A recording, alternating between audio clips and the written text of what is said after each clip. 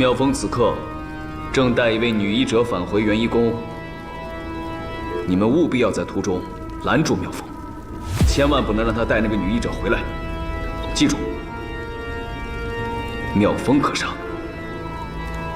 但绝不能杀那女医者。是。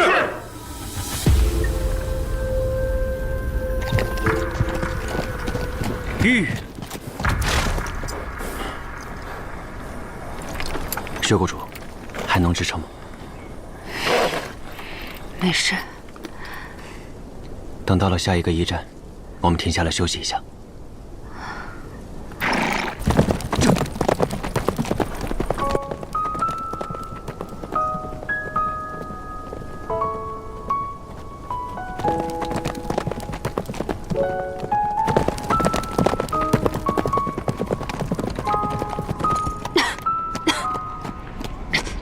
薛国主，你还好吗？放心吧。再往前去，便到月牙州了。那里可以找到歇脚的地方，也可以找到喂马的草料。好。这。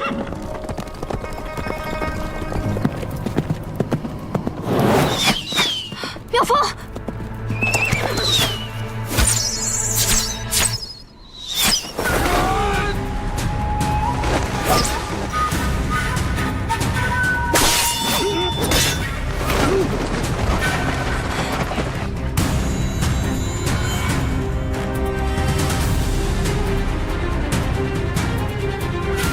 这是什么人？修罗场八郡。修罗场。八郡居然全到了，好大的阵仗！妙风使功力深厚，我们当然要全部出动了。我知道是童派你们来的，也别逼我一个个解决了，全都一起上吧。童，就是他。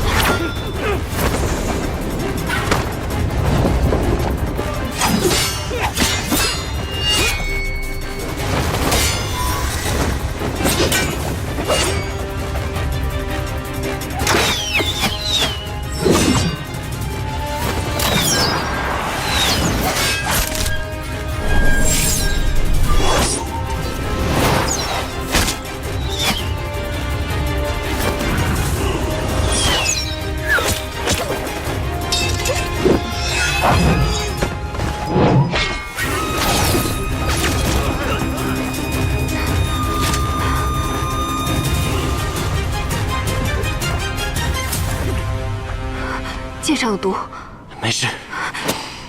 快，把它服下，可以抑制毒性。你先往月牙州跑，我来牵制住他们。可是，快走！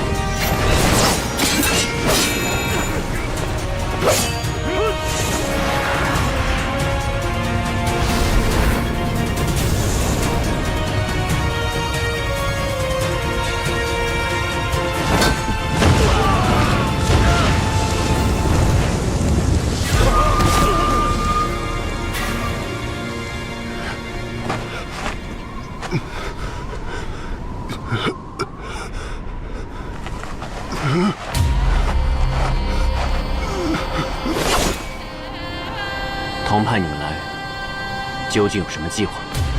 你以为我会怕吗，妙风？我不明白，为何像你这样的人，却宁愿做教王的狗？那你们又为什么做童的狗？我想彼此都无需明白。做铜的高，起码不会生不如死。妙凤，果然，你离开修罗场太巧了。你竟然已经忘记封侯了吗？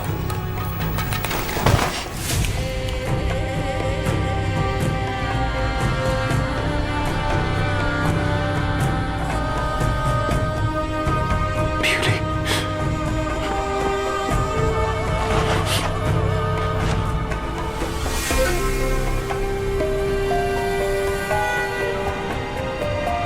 少了一句，未必是佯装假死。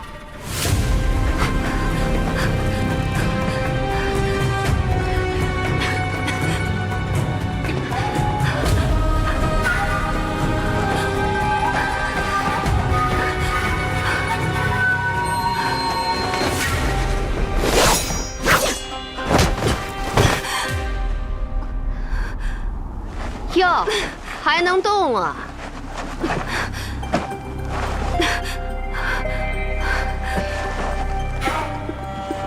看脸色，已经撑不住了吧？算我慈悲，就不让你受苦了。真的是童派你们来杀我跟妙风的。原本童说要留下你的性命，想必他是要亲自动手。可像你这样手无缚鸡之力的弱女子，又何须他动手呢？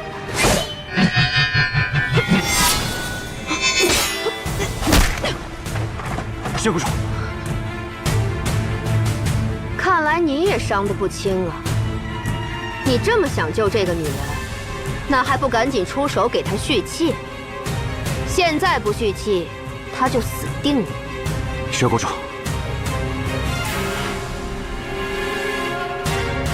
怎么，不敢分心？也是，修罗场出来的，谁会把自己的空门卖给对手呢？哼，妙风使，我就在这里跟你耗着，你就眼睁睁的看着他去死吧。薛国主，我若贸然去扶他，我们两个说不定都会立刻死在飞边剑下。但是，我们八郡还能将妙风使逼到如此两难境地？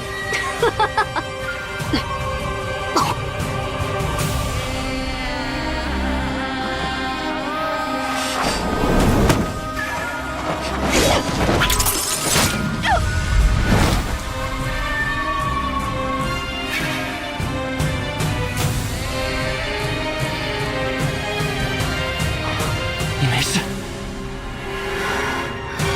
好险！放在你手上魂拳，都是装的。你刚才根本就没防御啊！难道你真想舍命保住我？幸好有这个宝玉梨花针，书中唐门的绝密暗器。自从唐雪死后，便已绝迹江湖，竟然会在你这儿。是有人拿他抵押给我当枕巾的。我没事。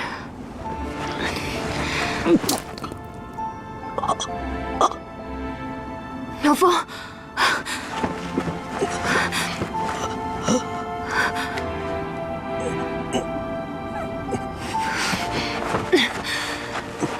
你损耗太重，必须立刻疗伤。此处不安全，我们先来不及了。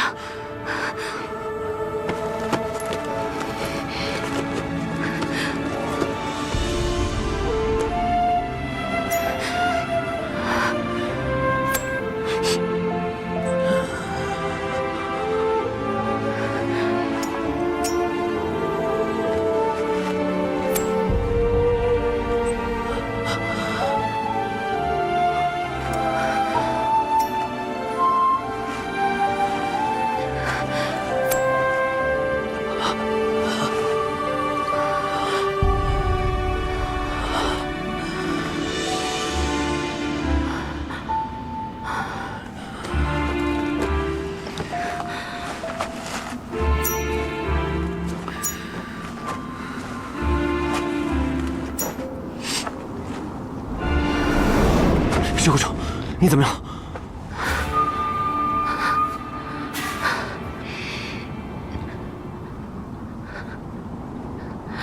比利，怎么会在你这里？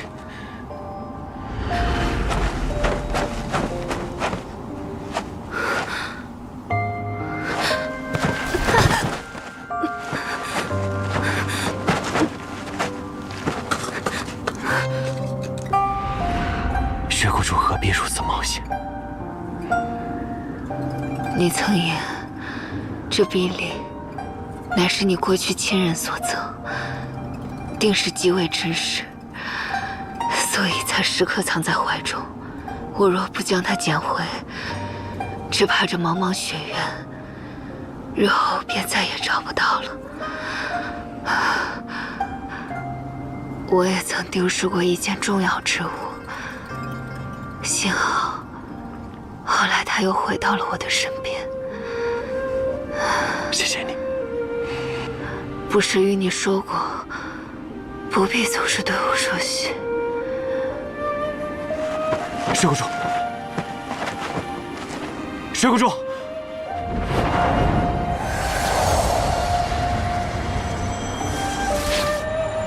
血谷主，醒醒！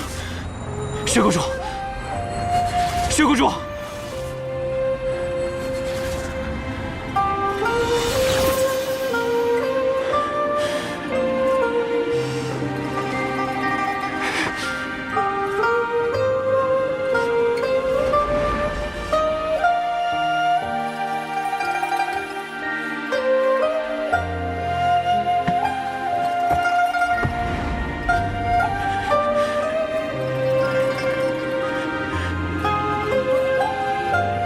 这种感觉，自从修习沐春风之后，已经再也没有过了。这是怎么回事？这种感觉，自从修习沐春风之后，已经再也没有过了。这是怎么回事？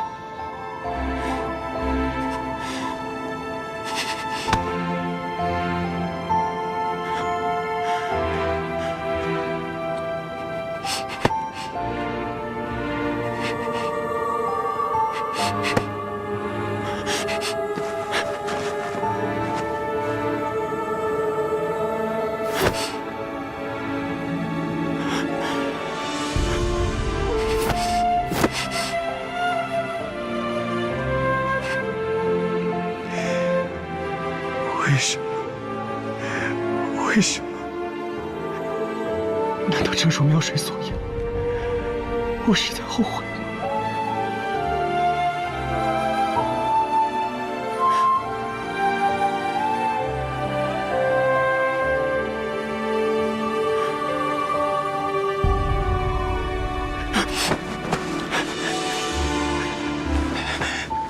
怎么办？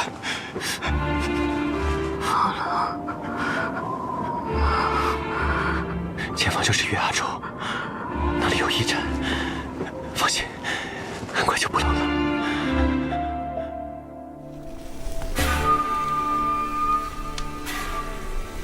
四哥，乌马反叛一事我已知晓，眼下的确是个好时机，可贸然出手也并非良策，我们必须要做些准备。我已经给其余几件去信，大哥负责出发之前安排好一切顶间阁事务，以防被元婴宫偷袭。元婴宫有此变故，常无觉这个老狐狸定会疑心更重，他必然会召回全部在外的元婴宫教徒。二哥、三哥会去西库伦界外围堵他们，尽全力削弱元婴宫的势力。四哥，你可还记得当年救出龙门村孩子们的客栈？依我所见，那里明面上是个客栈，但实际上是元婴宫的暗桩，藏有许多元婴宫的重要信息。你带人前往，将那里一举歼灭。但元婴宫贼人奸诈狡猾，不会不做防备，定会有接头人按时探查客栈情况。所以捣毁暗桩的同时，也要有人在外围等鱼上钩，到时候将他们全部控制住。四哥，外面我已经清理干净了。将他们带回顶间阁。是。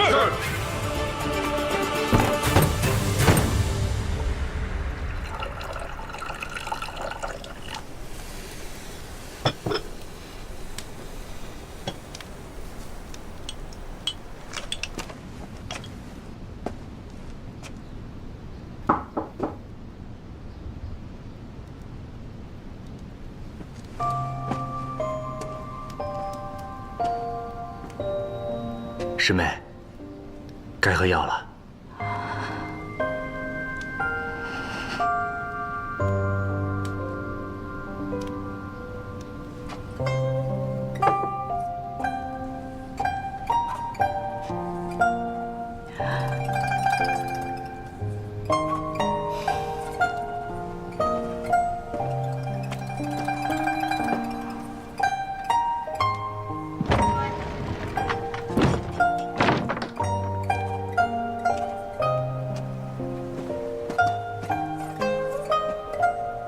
怎么样了？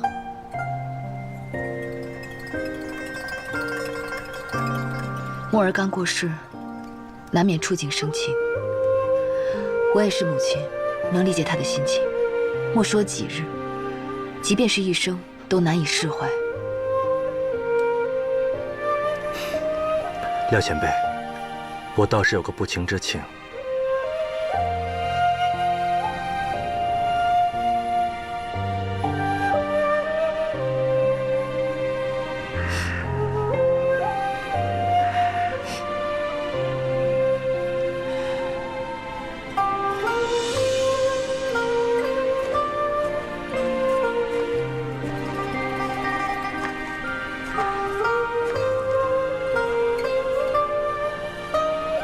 我来看看墨儿。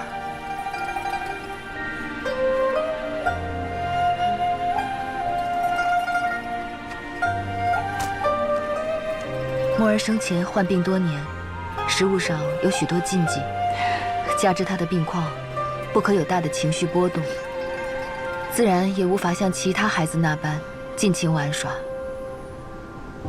这些东西是我为墨儿准备的。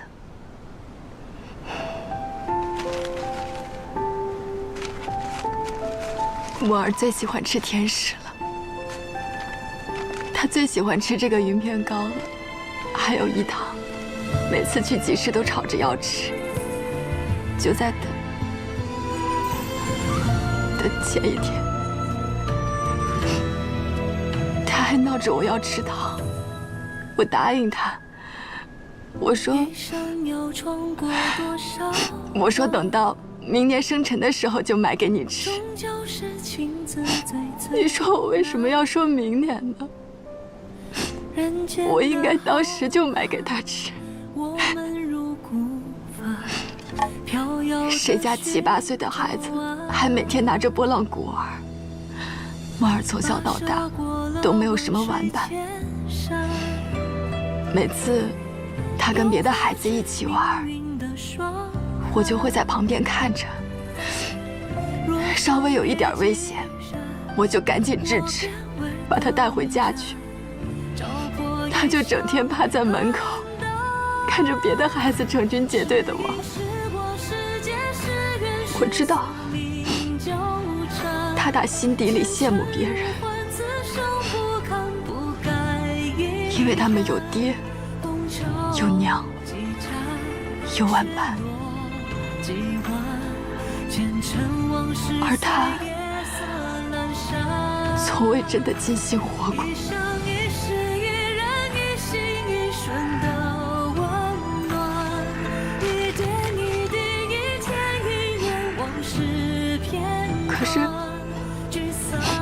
可是，你说我能怎么办呢？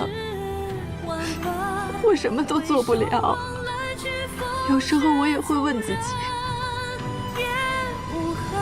孩子受这么多罪，我就这样每天维持他的生命，到底是对是错？但是我又一想，如果墨儿真的走了，我也活不下去。我是一个母亲，我能做的就是陪着他，搀扶着他，一步一步走下去。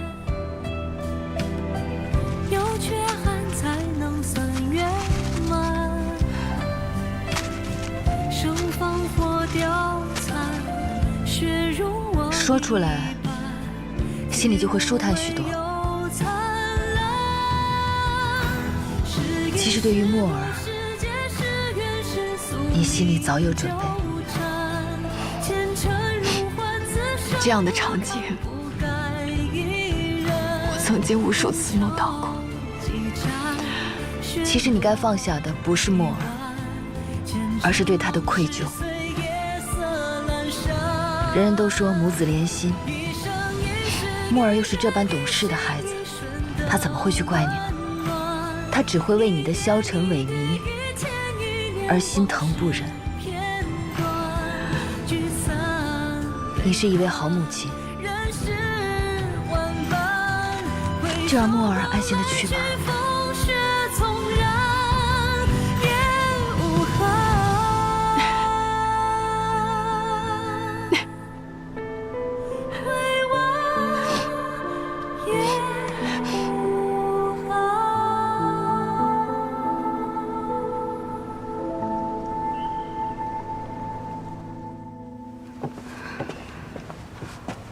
小环，夫人，我饿了，去帮我煮碗面吧。夫人，您这是？傻丫头，愣着干什么？夫人已经好几天没怎么吃过东西了，这会儿终于饿了。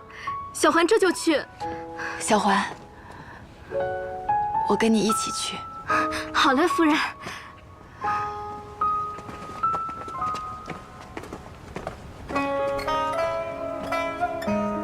主意不错，好多了。多谢廖前辈，如此一来，我就踏实了。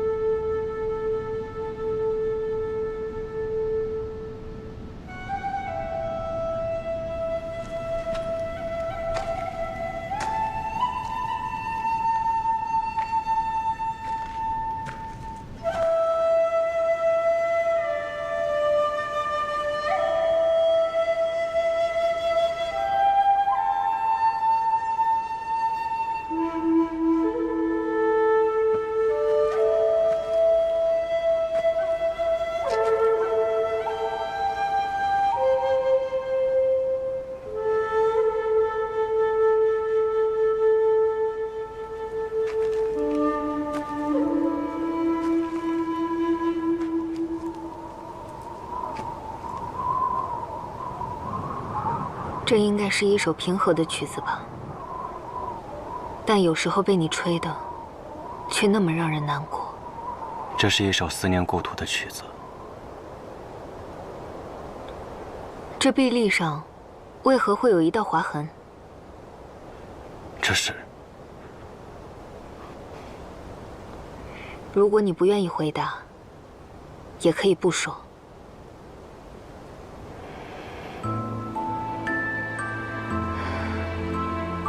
那个时候，我的名字叫雅密，我的故土在桑国。我和王姐在流亡途中，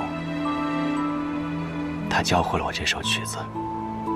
但很快，马贼就来了，这划痕便是那时候留下的。那你的王姐？马贼很快便将我的族人屠戮殆尽，只剩我和王姐。王姐绝不做敌人的俘虏，可我却不敢。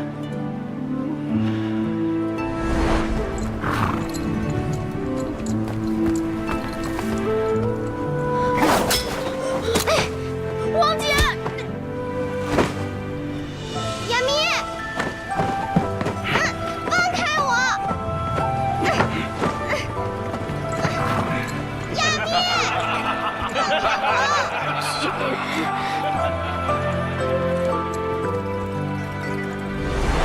如此刚烈的女子，着实令人叹服。她才配得上是桑国的公主，只是不知她是否还活在世上。她为什么看上去有哪里不一样了？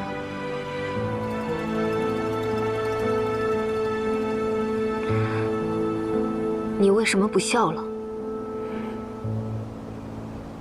我为什么要笑？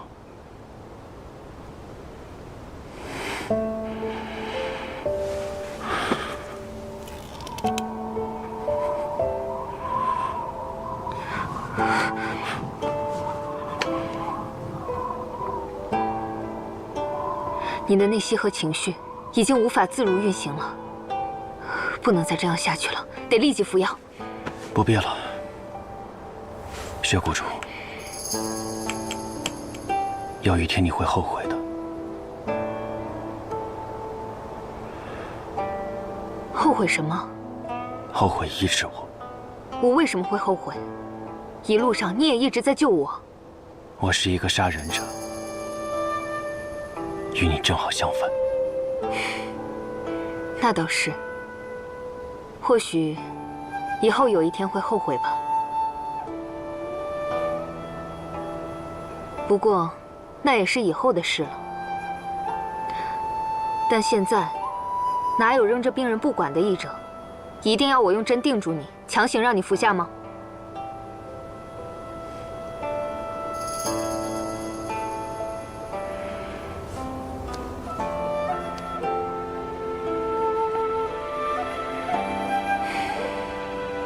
薛谷主休息好了吗？嗯。吃过了饭，就上路吧。我去准备一下。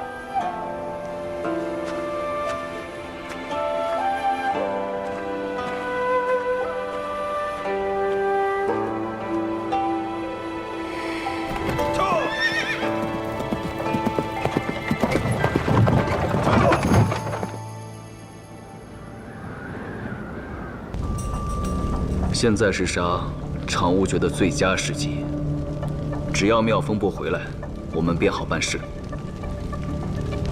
妙火，明天一早，你先去殿外解决那些守卫，我和妙水回去殿内，趁禀报时配合动手，斩杀常无绝。太好了，那我们各自多加小心。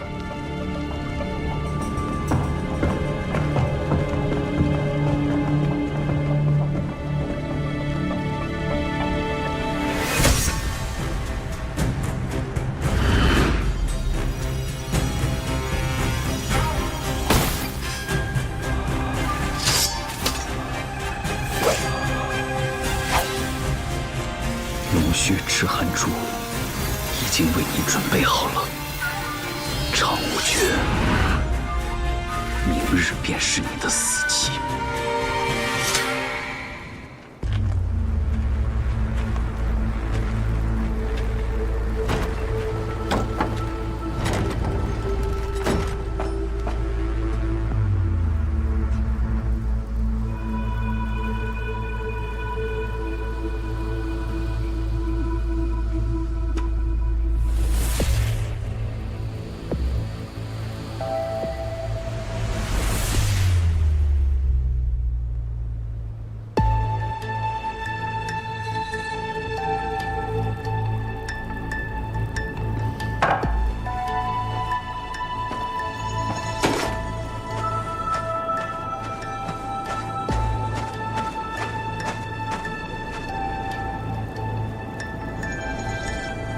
那老贼还未前往元一殿。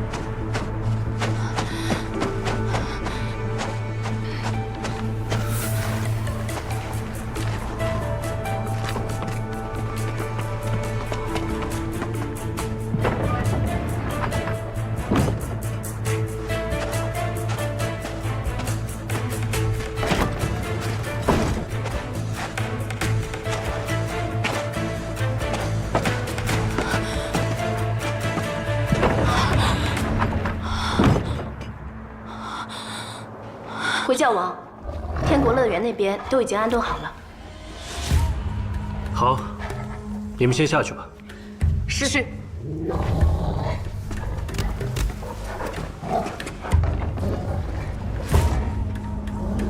召回的教徒未按约定时间返回，不知途中出了什么差错。容我再想想。下去吧。是。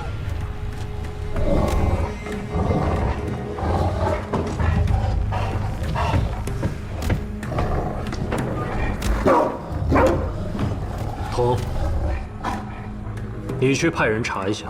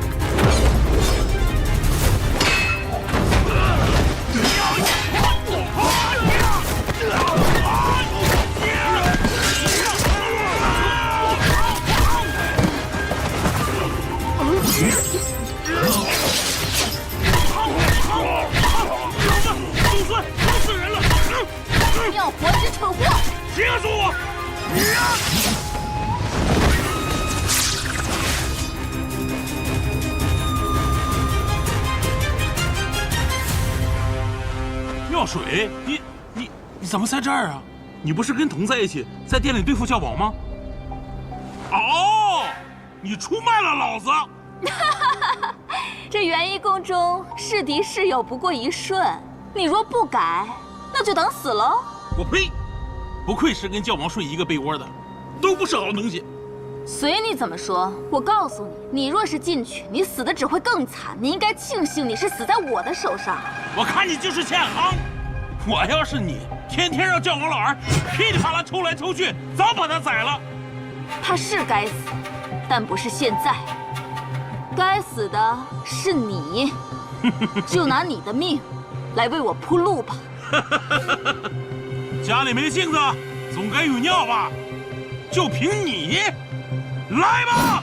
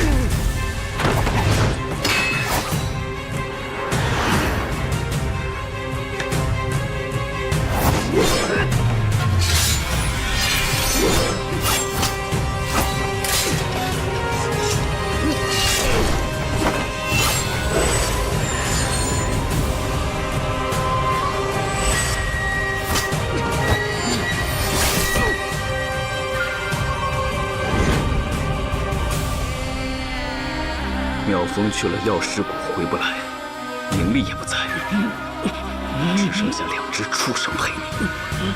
看看，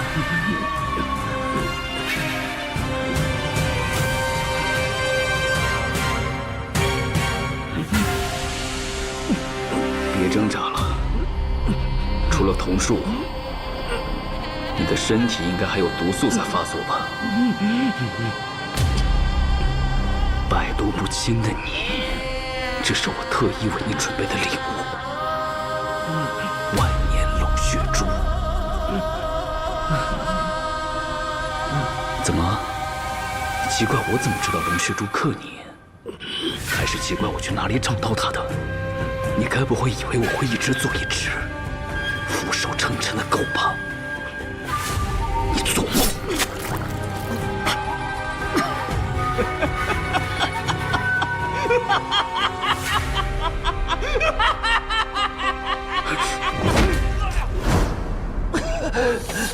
明丽，是你！头，我终于破了你的瞳术！我终于破了你的瞳术！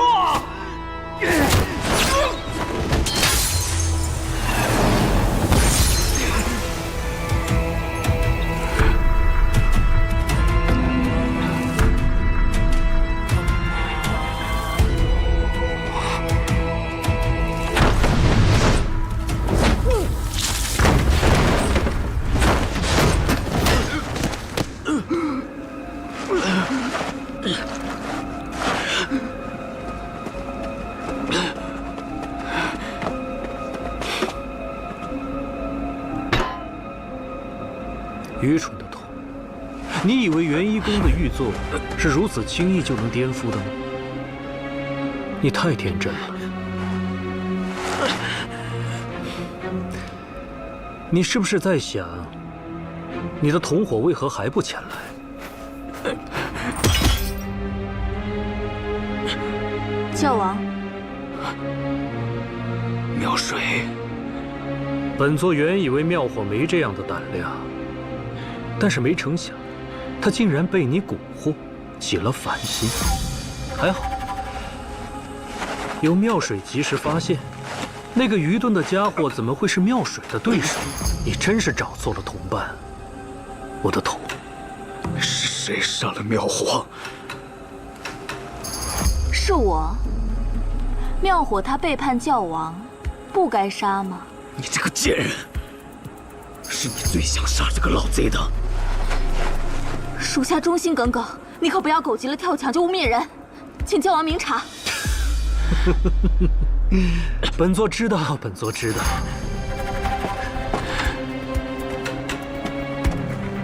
妙水，我自然是知道你忠心于本座。本座还知道，童领头叛乱，而你在第一时间截杀叛乱同党。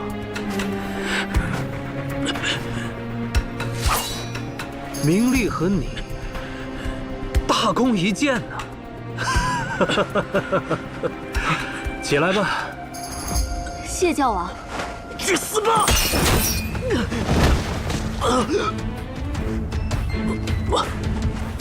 教王，你看，哪怕是童这样的人，也抵不过这噬魂伞，还真是名不虚传。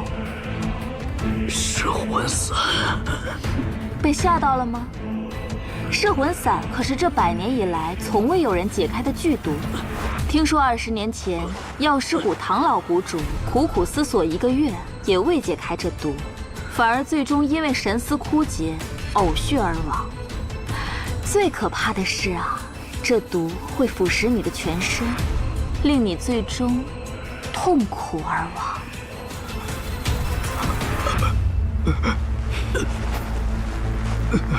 真是太可惜了，我一直都把你当作自己的眼睛，但你却背叛我。童，你也不仔细想想，乌马反叛在前，我不可能一点防备都没有。童，明丽其实一直都未离开过元一宫，她一直都在我的身边。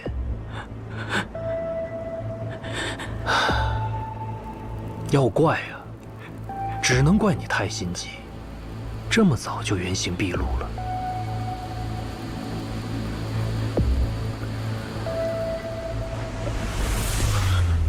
唉，太可惜了，太可惜了。童，如果不想死，就求我开恩吧。杀了我，杀了我！让你就这样死去，太便宜你了。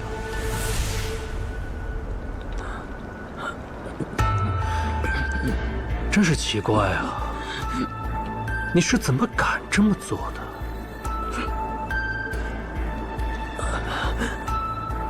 难道你已经记起了自己的来历？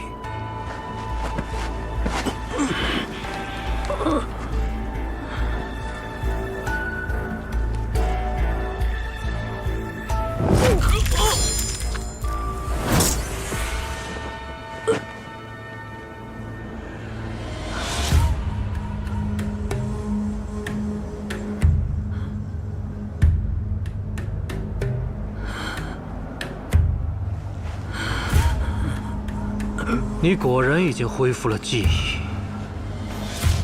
如此说来，你背叛我不仅仅是因为你的野心，还为了给那些故人复仇。童，我以为你已经是一个绝情绝义的孩子了，你为什么那么在意因你而惨死的那一村子人呢？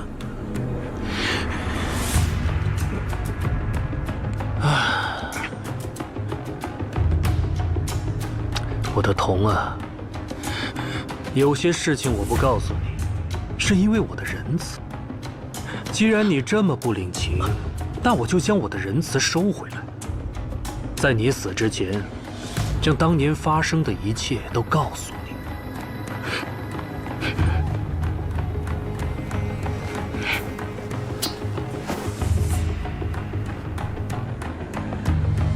那个女孩，你叫她姐姐是吧？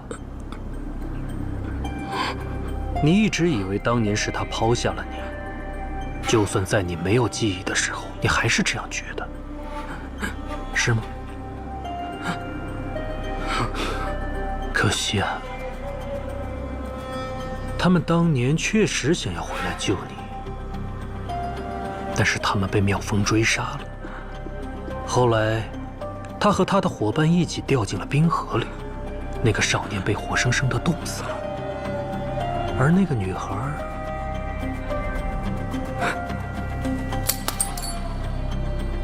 小叶姐姐，小叶姐姐，懂。知道这些事情，你应该很难受，很难过吧？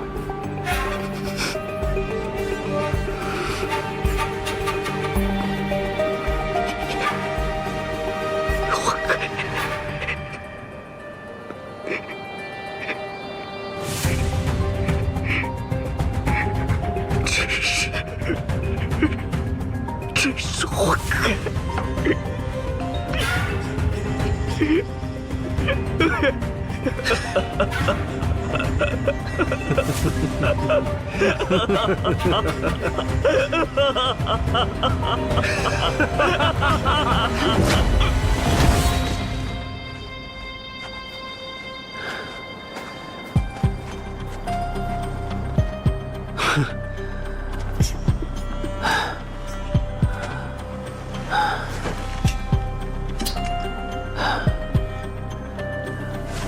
当初我亲手把这把丽血剑交给你，如今你却想拿这把剑来杀我，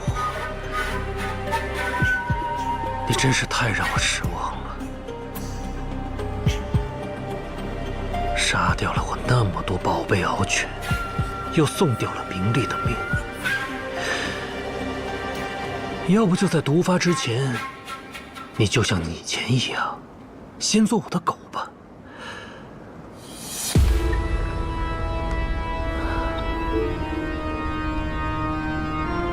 虽然说失掉了这双眼睛之后，你可能连狗都不如。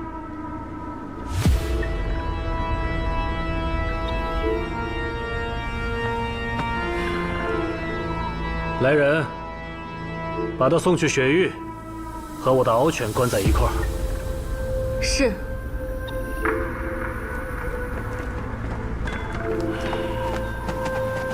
妙水，在。把这把剑送到藏兵阁。好的，教王。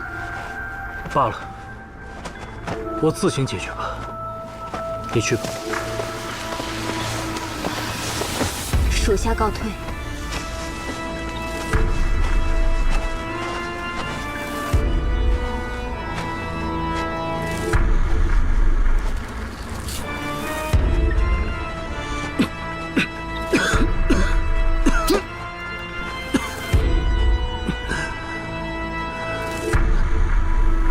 妙风，你为什么还没回来？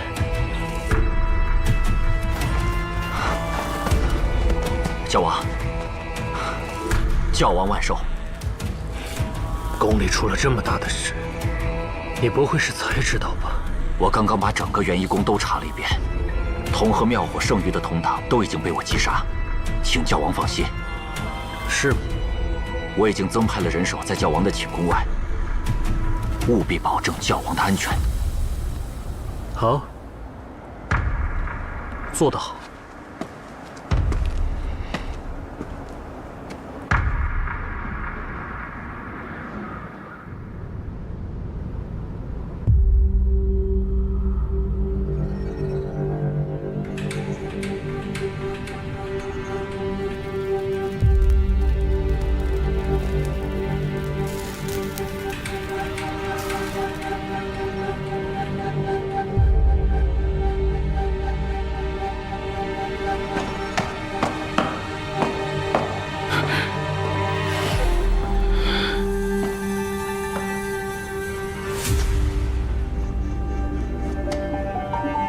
童，你还是失败了。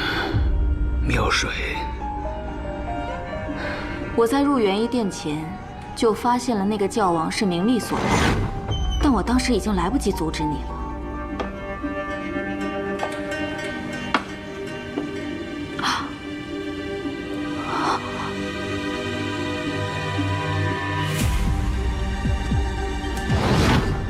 既然事已至此，我又何必搭上我自己呢？你是个聪明人，你会懂的，对吧？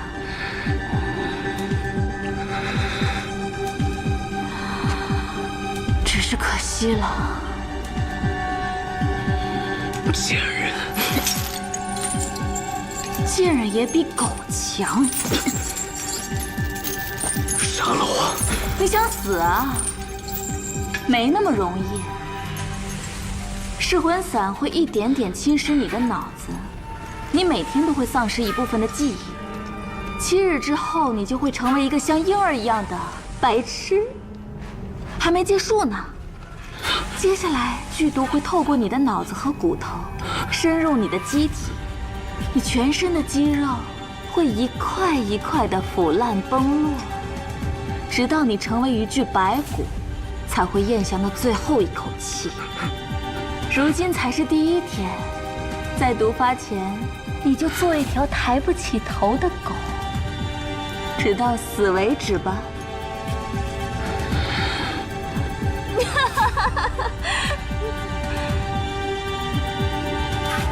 我听说修罗场有一处通往藏兵阁的密道，你若是能够将那个告诉我，也许我会开恩，让你早点死吧。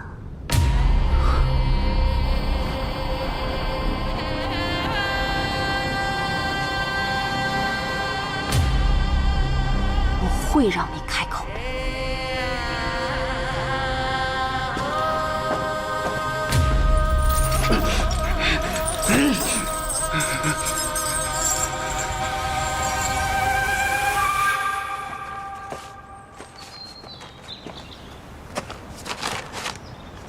师兄弟的回信都收到了，怎么唯独没有五哥的呢？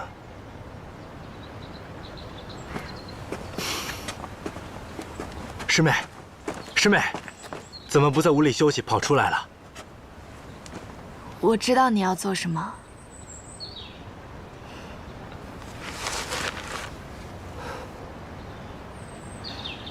放心去吧，师兄，不必担心我。师妹，从小到大，我都在爹爹和你的庇护下长大，即便是后来嫁了人，好像也依旧是天山畔那个无忧无虑的小女孩，经常任性闹脾气，做了很多蠢事。直到崇华、爹爹、墨儿离开之后，我才发现，没有人会在我身边一直守着我，不是吗？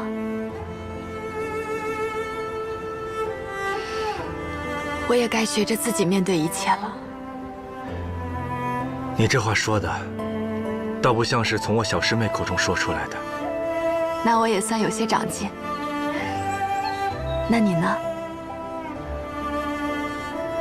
我，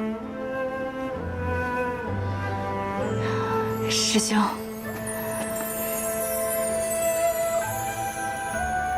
你用了这么多年来守护墨儿，早已足够。如今，你不妨为自己考虑考虑。不必再背负着曾经的诺言。其实我能看得出来，你心里有薛谷主，所以，即便是我曾经心里还有那么一丝奢望，想着，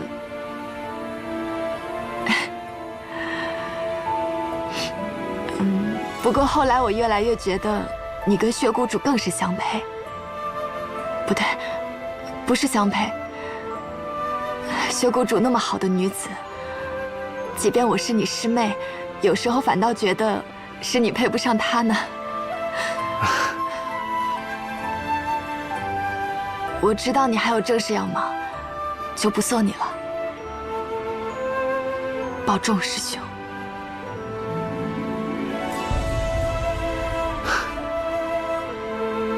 保重。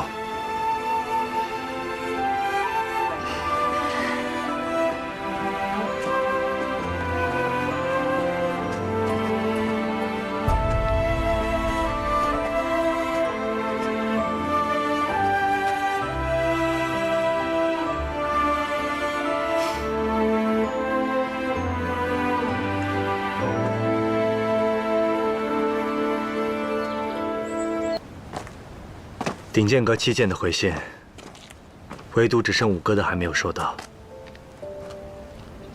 他定是顾及我和阿宝，才无法定夺。若有时间，你去见他一趟。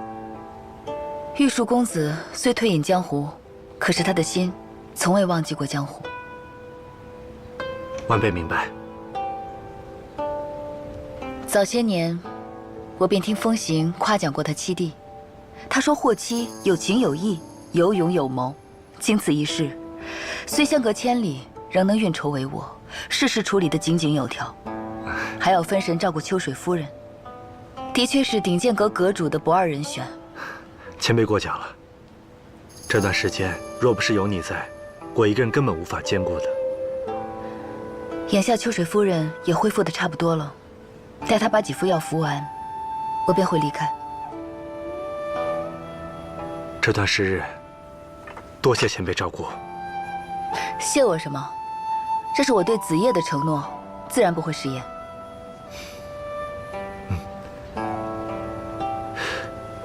这话说回来，雪瑶送信有一段时日了，怎么还没回来？我原本还想着第一时间回去见她的，可眼下剿灭元一宫的大计刻不容缓，我不得不去。总会相见的。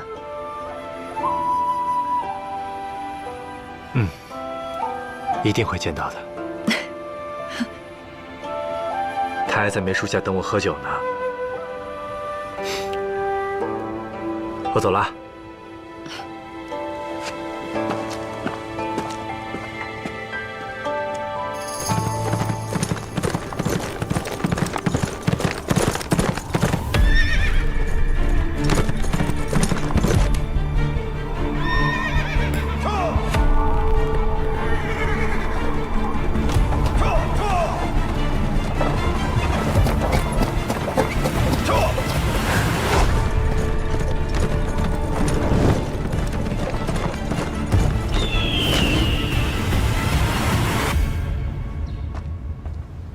老七，四哥，可还顺利？顺利，不得不承认，每一步都被你算准了。阁主呢？已经等你很久了，快进去吧，走。好。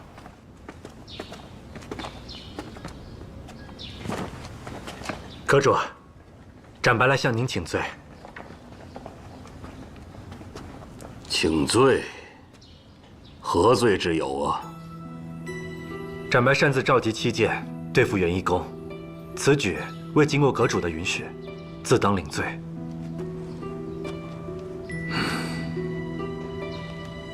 你这是前来领罪，还是前来领赏赐啊？快起来！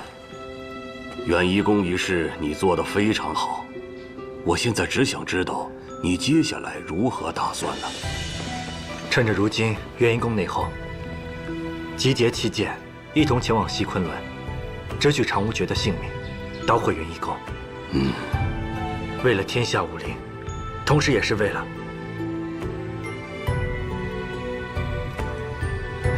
眼下便是最好的时机了。确实，眼下就是最好的时机。你们随我来。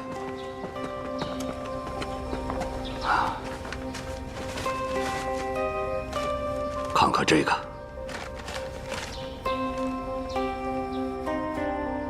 同叛乱。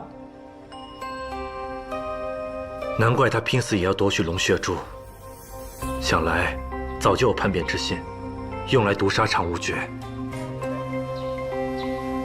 这里有份地图，这里是元一宫，这里是元一宫的入口。阁主，这消息跟地图是否准确？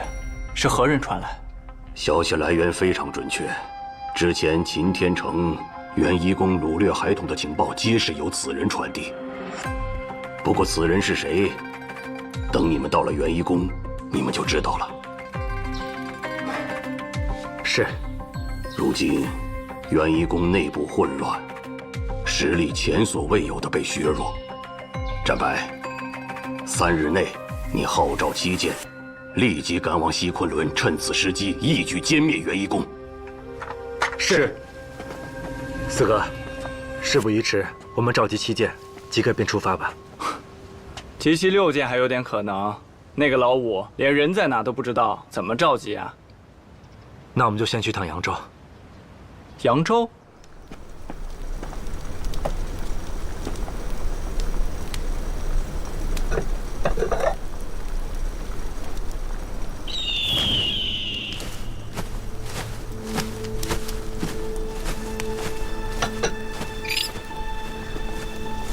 血药，你主人已经离开这儿了。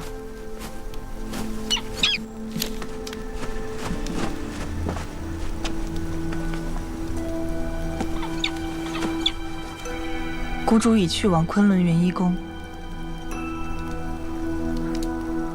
这丫头疯了，她那破身体去什么昆仑？去找死吗？薛国主，下车吧。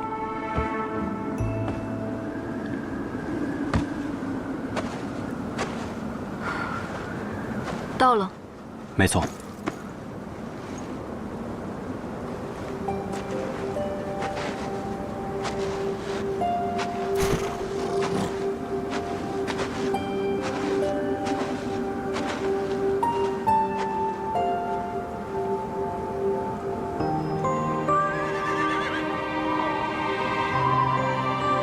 听说昆仑是西方净土的神山，西王母居住所在，就如同像是极渊、极北之地一样。听说那里的天空分7种色彩，在冰面上不停地浮动、变换，美得就像是做梦一样。冰蚕毒又发作了吧？该以针渡穴了。不必了。从现在开始，薛国主应养足精神，以备为教王治病。那个教王是不是给你吃了什么迷药？我想救你，你怎么自己不当一回事啊？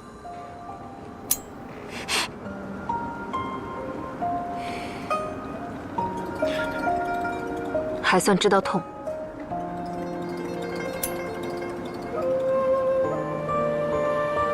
走吧。稍等。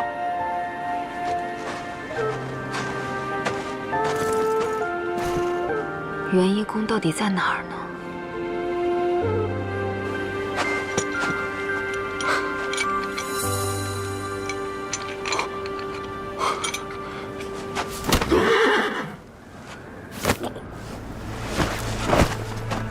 亚弥，你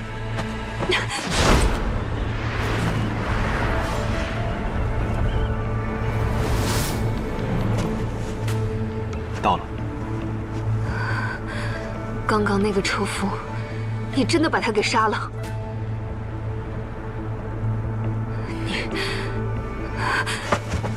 你把他杀了？你怎么会这样？他不过是一个普通的车夫，他是为了养家糊口才跑这一趟远途，你竟然把他给杀了！你这个疯子！若非如此，难保他不会泄露元一宫的出入路径。况且，我只答应付给他钱，又没有答应不杀他。你这个疯子！你知不知道我要花费多少的力气才可以救活一条生命？你却这样随随便便挥挥手就把他给杀了，你是不是啊？我早就说过，你救我的话，会后悔的。我本就是一个杀人者，和你正好相反。还请薛国主随在下前往元一宫，为教王治伤。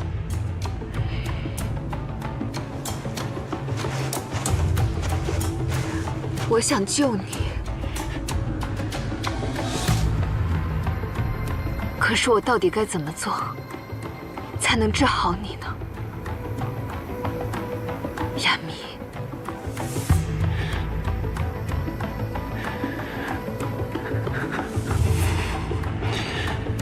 在下无恙，不劳薛国主费心。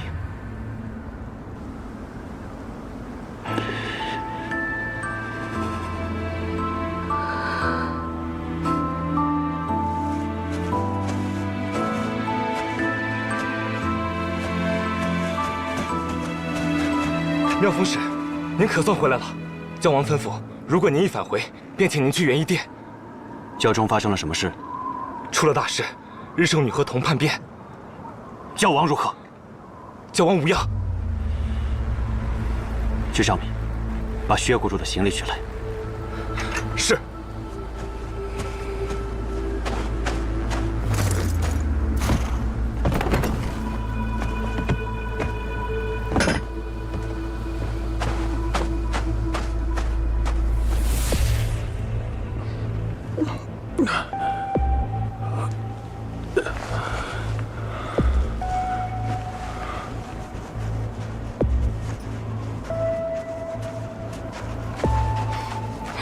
妙风使，妙水使，你可算回来了。教王已等你很久了。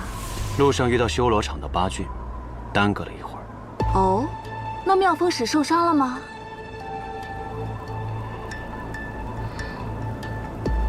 薛谷主，龙门村一别，我们又见面了。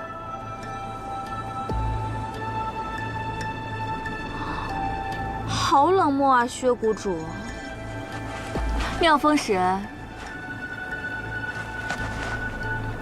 真奇怪啊，你的笑容怎么不见了？真是可惜，是被谁夺走了？快走吧，我要见你们教王。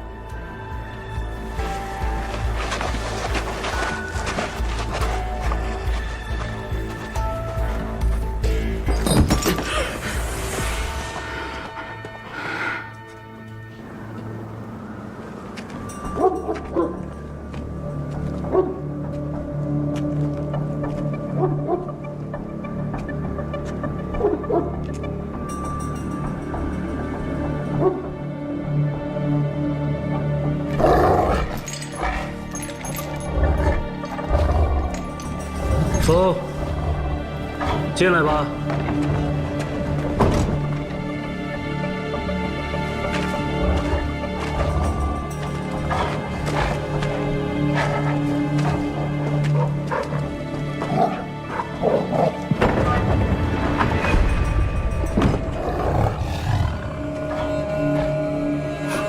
是薛谷主吗？是我。风，回来了。教王万寿。我的孩子，你果然按时把药师谷谷主带回来了，我没养错你。快起来吧。薛谷主，风是个好孩子，他很听话，很懂事，不像童。童呢，更像是一条毒蛇，一条时时刻刻都想着怎么反噬恩主的毒蛇。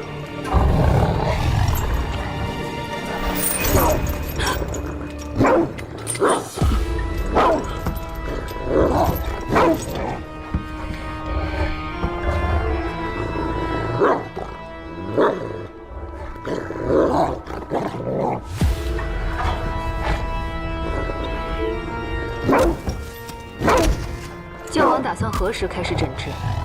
薛谷主看来比本座还要着急啊！你只有我一个医者，我却不止你一个病人。但是只有本座，才能让药师谷谷主为我出诊。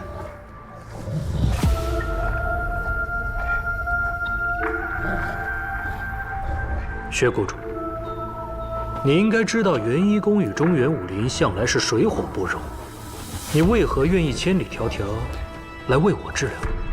药师谷向来不涉江湖之事，只要有回天令和诊金足够，我为何不能来？哦，既然薛谷主都来了，那就再帮我一个忙。看看，他还有得治吗？诊金足够，便救得了。薛谷主，请吧。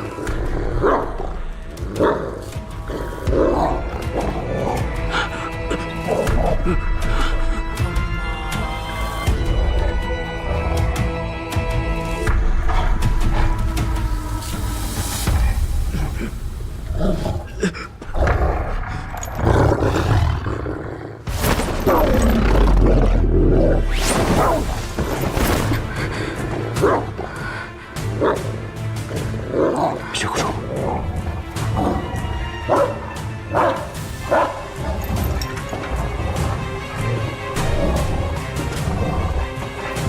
薛谷主果然医者父母心呢。不过可惜，童这个叛徒试图谋刺本座，本座清理门户，理所应当吧。教王恐怕是和自己的属下开玩笑开习惯了，把我也当成元一宫的人。若教王不着急治病，烦请尽快将我送回药师谷，我还有事。薛谷主莫急，本座随时可以开始治疗。好。别救他，他是个魔鬼。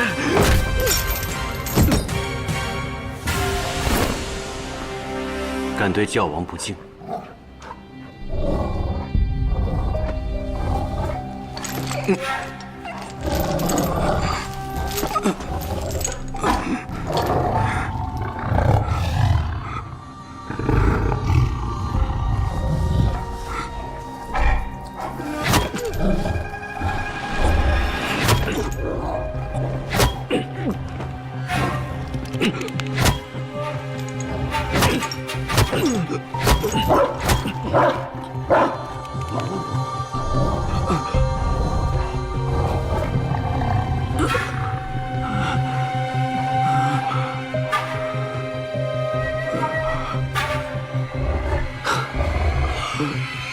薛谷主，在你这样的贵客面前，本座冒失了。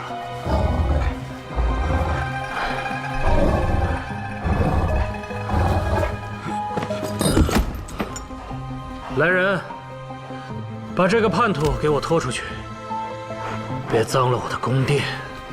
是。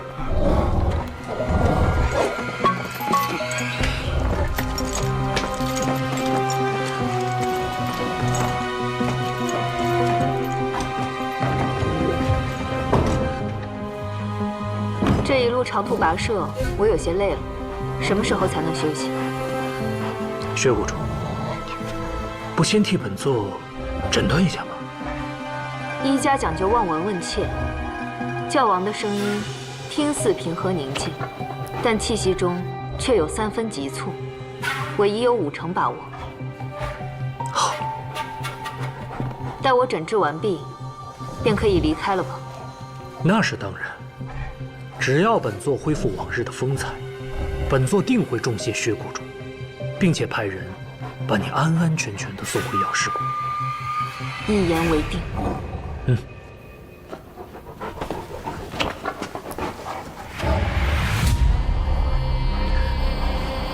风，你留下。是。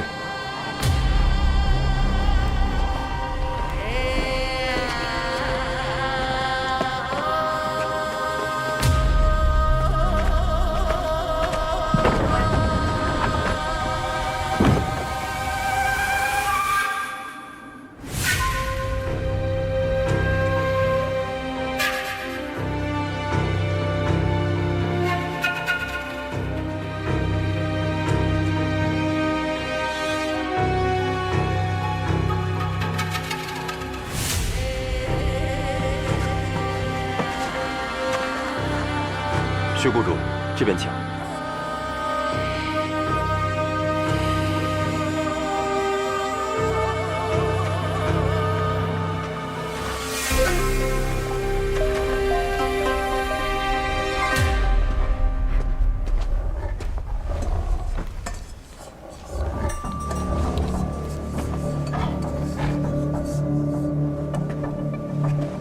教王。为何这么久才回来？属下途中遇到同派去的八郡埋伏，所以才耽误了。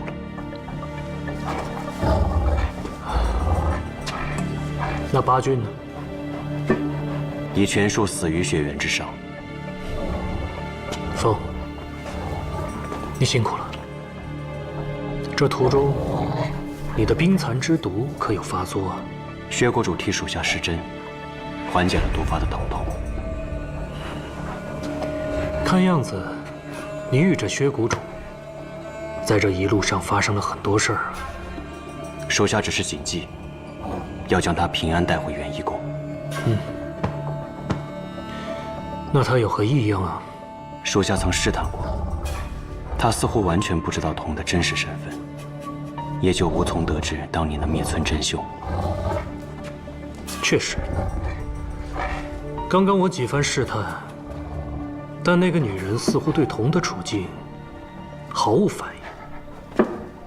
教王为何要安排童与薛谷主见面？这是一招险棋。哼，我就是想看看这姐弟情深却无法相认的局面。这薛子夜如果知道童是他魔家村的弟弟，那该多有趣啊！可惜啊。7日之后，这噬魂散之毒便会从眼部深入脑髓，逐步侵蚀人的神智。到了那个时候，他就只能眼睁睁地看着他死。哼！待本座病情痊愈，一定要让这姐弟俩好好团聚，永远葬在这昆仑山里。在他死之前再告诉他吧，在那之前，他还有用。薛谷主日后或许还有用，教王何不留他一命？你这是在为他求情？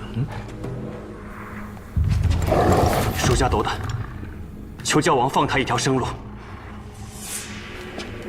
风，你这是在干什么呀？你竟然替一个对我不利的人求情！从你一进来的时候我就发现了，你脸上的笑容被谁夺走了？是那个女人破了你的沐春风之术。这一路上，血谷主救了我很多次，一直以来，除了将王宁，从来没有人救过我。属下只是不想看着他死。你，教王，我明白了，明白了。风，这20多年来，你是第一次顾及别人的生死。如果我执意要杀他，你会怎么样？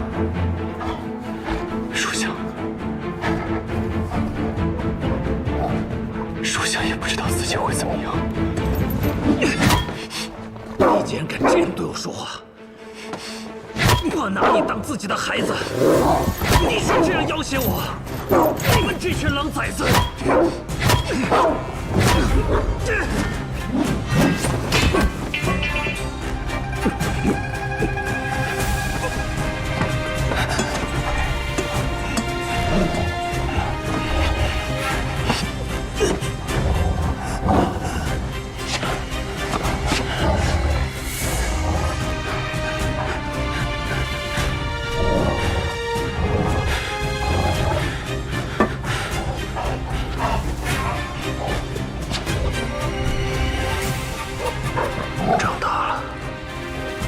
真的长大了，风。这20年来，这是你跟我提的第一个要求吗？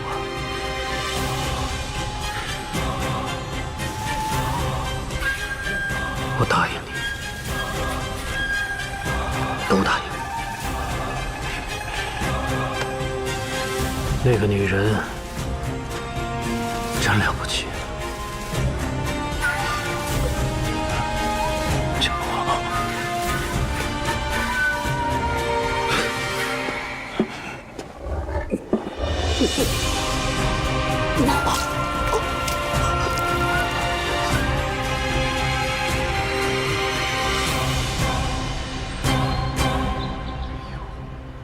别弄洒了，慢着点。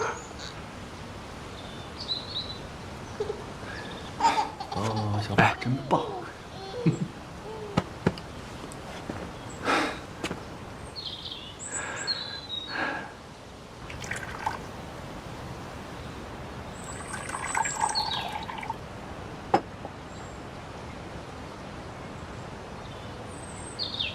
你为何会来此？要不是老七，我都不知道你竟然在扬州藏了这么多年。我和老七也是前阵子偶遇的。那你当时为什么不告而别？为什么连我都不知会一声？我明明给你写了信，邀你来这里同我喝酒。这么多年，你人去哪儿了？啊？你给我写过信，我可没收到。那你肯定以为是哪个姑娘给你写的，随手丢了吧？怎么可能？怎么不可能？好了，你俩要么好好打一架，要么把正事说了。那要等夫人回来，与她商量之后再做决定。吴哥，廖前辈说了，此事让你自己做主，你若同意，他便同意。老七，我不能去。哎，你为何不能去啊？虽然你已经离开鼎剑阁多年，但武间的位置从未更换，你依旧是魏武公子啊。鼎剑阁的魏武公子，自当秉持江湖道义，除恶扬善。就算舍弃了这条命，我也会同你们一起前去。不过一死，何足畏惧？但如今，除了大义，我也有小家。我现在只盼与清冉携手白头，阿宝健健康康的长大。这便是我半生唯一的心愿。大义和小家，我只能选一个。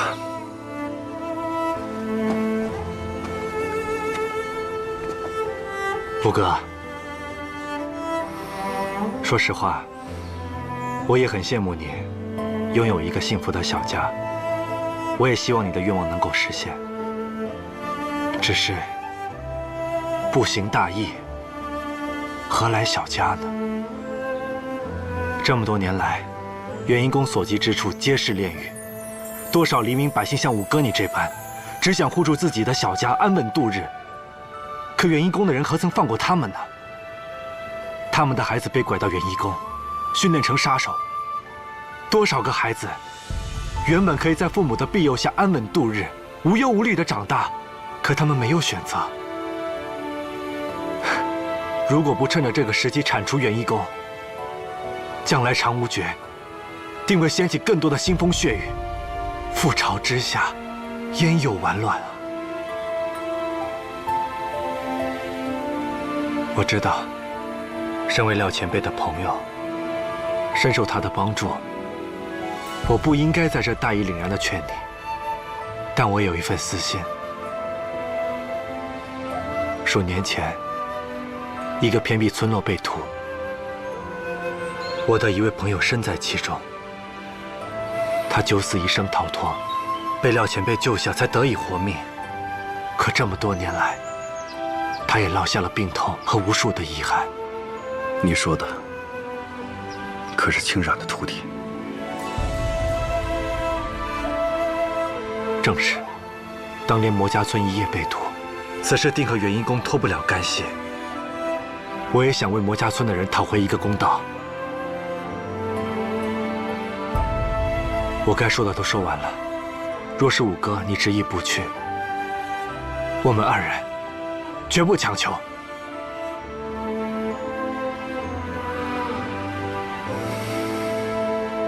不必说了，接下来要去哪儿？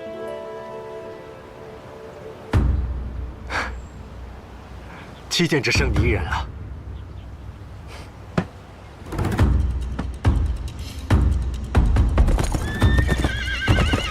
老七，大哥在前面等着呢。老七，大哥在前面等着呢。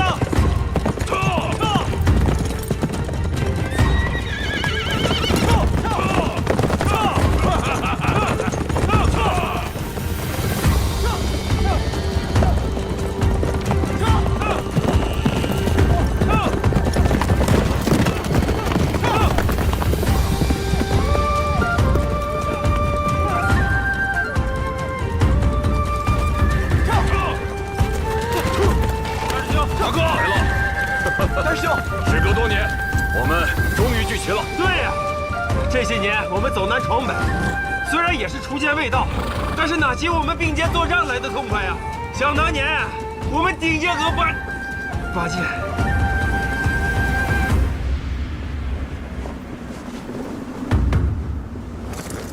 好了，老六已经不在了，咱们活着的人可不能辱没顶剑阁八剑当年的名声。眼前这一战，我们可得痛痛快快的打。这些年的江湖纷争，全因元婴宫而起。剿灭元婴宫，也算对六哥、对天下百姓、对中原武林，都有一个交代。此去元婴宫，必定千难万险，后果难料。纵使千难万险，但是为了铲除奸佞，为了天下百姓，就算赴汤蹈火，吾辈也在所不惜。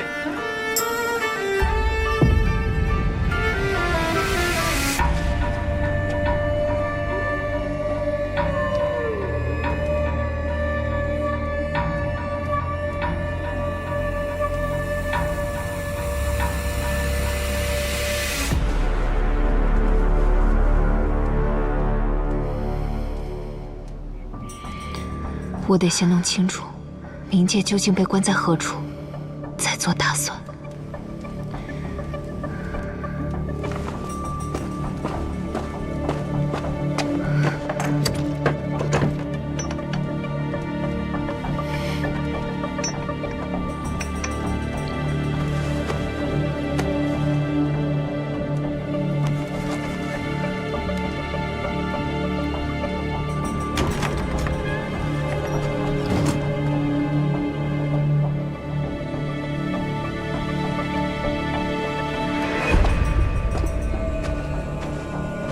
薛谷主，薛谷主，教王有令，您不能离开这座院子。我只不过是想随意走走。薛谷主，薛谷主，请你回房休息。你们教王请我来是替他诊治的，这便是你们的待客之道吗？薛谷主，妙水使。薛谷主想要散步，我陪着他便是。教王若是怪罪下来，我来担着。是。请。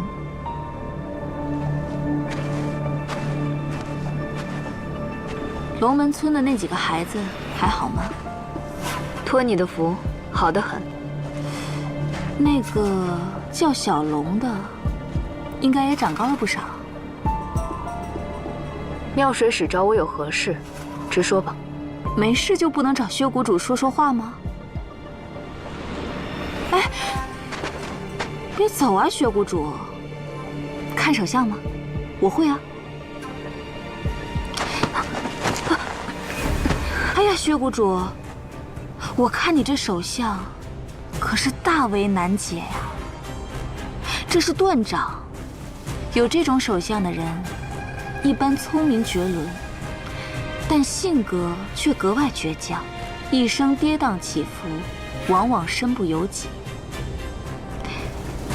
你的宿命线不错，虽然中途断裂，但旁有细枝接上，可见曾死里逃生。你看，这姻缘线就不是太好。妙水使何必交欠延伸？时间不早了，我要回去休息了。薛谷主，如此早早休息，是为了养足精神，替教王看诊吗？不错。薛谷主医术绝伦，自然手到病除。可是救了教王，只怕对不起当年惨死的魔家全村吧。一夜之间，上上下下竟全数被灭。妙水使，此话何意啊？薛谷主，你这么聪明，你不会以为当年的魔家村是天山派掌门秋水鹤所为吧？秋水鹤已经承认了当年自己的罪行。是。秋水鹤恐怕到死都不知道，他只是中了教王的圈套，成了他的替罪羊。当年秋水鹤想要桐树，教王也想要，但他不想惊动鼎剑阁，于是便设计了让元一宫的人混入了天山派。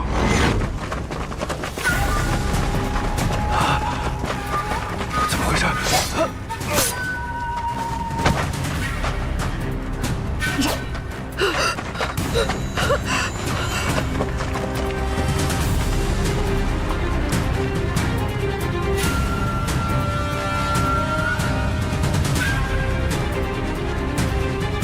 是时候了，去吧。是。就是他们，村长！你们是谁？为什么要杀人？你们是谁啊？为什么杀人？为什么？诸位且慢。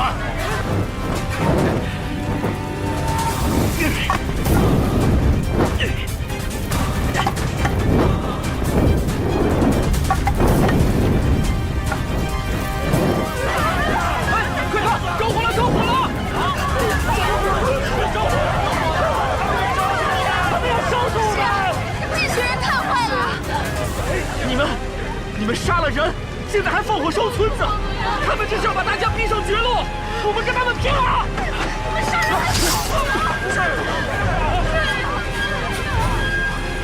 还不他们街上是雪莲花，你们是天山派的人！天山派！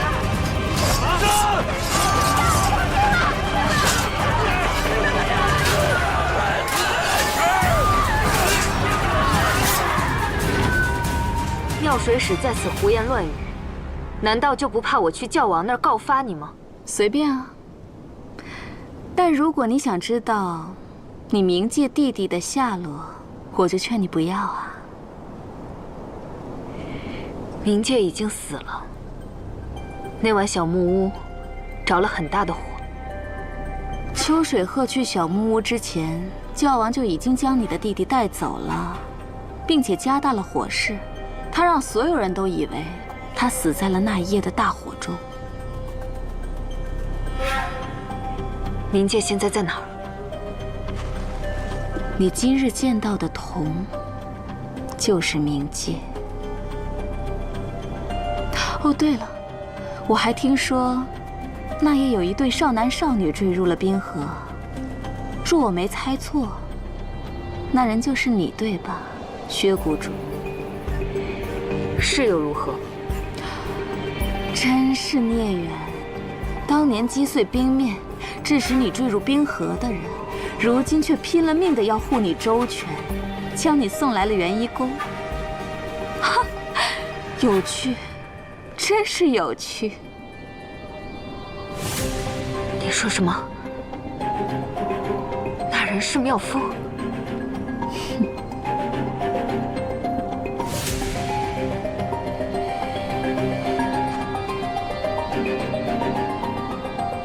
薛谷主，你会后悔的。那么现在，薛谷主，你还要救教王吗？药水使不会平白无故的跟我说这些吧？你想要什么？我想要什么，明日告诉你。我还会给你带来一个无法拒绝的条件。早些休息，薛谷主。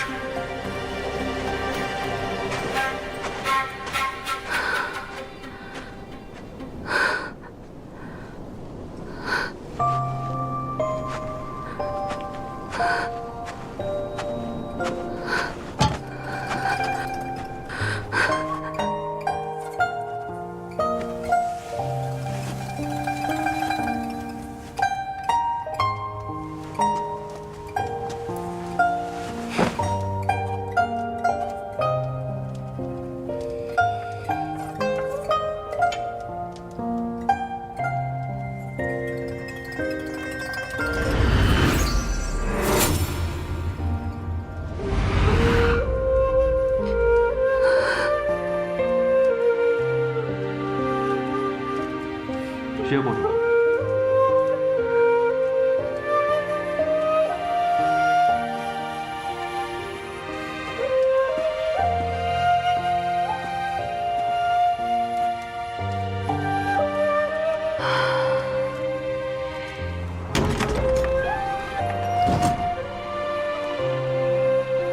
这么晚了，薛谷主方才去哪儿？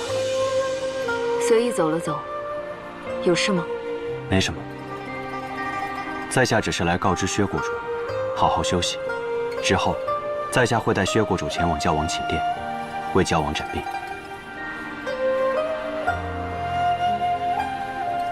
薛谷主早点休息。等等，薛谷主还有事吗？